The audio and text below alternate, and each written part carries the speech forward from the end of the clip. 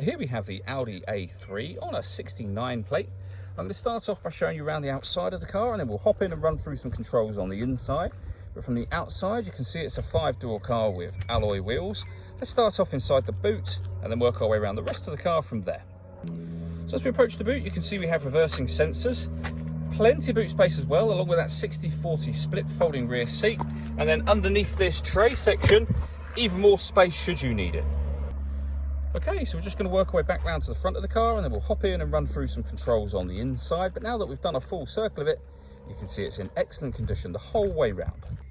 Just briefly before we climb in, I think it's while we're seeing the interior from this exterior point of view, there's plenty to run through on the dashboard. So let's hop in and we'll do that right now. Okay, now that we're inside the car, we're going to start the dials. On the left-hand side, we have the rev counter, and on the right-hand side, the speedometer and the fuel gauge as well. In the middle, you can see the total miles of this car. They are 1,985. And above that, we have a digital readout for the speedometer. The information displayed there can be changed using buttons on the steering wheel for various different menus, including audio, satellite navigation, and eventually back round to that beginning one again.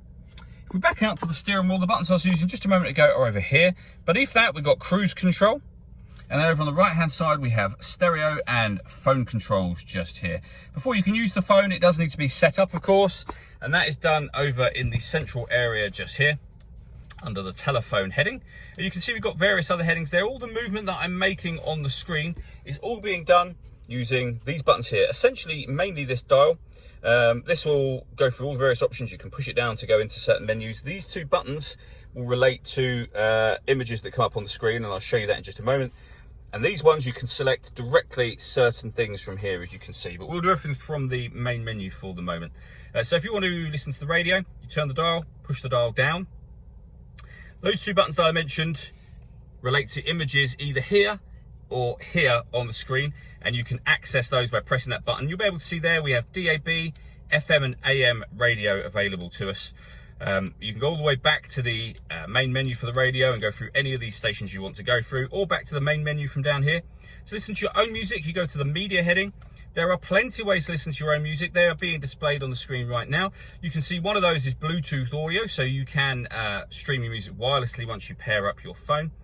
And we've got satellite navigation as well. So there's various different options there. You can just switch to the map view if you wish to, and you can see that. If you find that the screen is giving you glare at nighttime, you can actually press a button and have that store away completely out of the way. And that button is just here. Next to that, we have traction control. You can turn that off. Your hazard warning lights. You can turn on or off the parking sensors. This turns off the stop and start. So when that light shows the system is turned off, the car can cut out in traffic when it's stationary to save you fuel. As I say, I've just turned that system off. Below that, we have the air conditioning. So you can set the temperature, the fan speed, the direction you'd like the air to be distributed in. Air conditioning is on when that light shows, so off or back on again.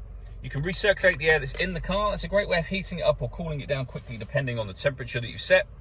And we've got a rear heated screen, 12-volt charging socket, 2 cup holders, the 6-speed manual gearbox, and then the buttons that I went through just a moment ago. The main volume for the stereo is just there. All that leaves me to say is thank you for taking the time to watch this video. If you'd like to come and see the car in person and have a test drive, please feel free to call any of our MJA sites. We'd love to hear from you soon.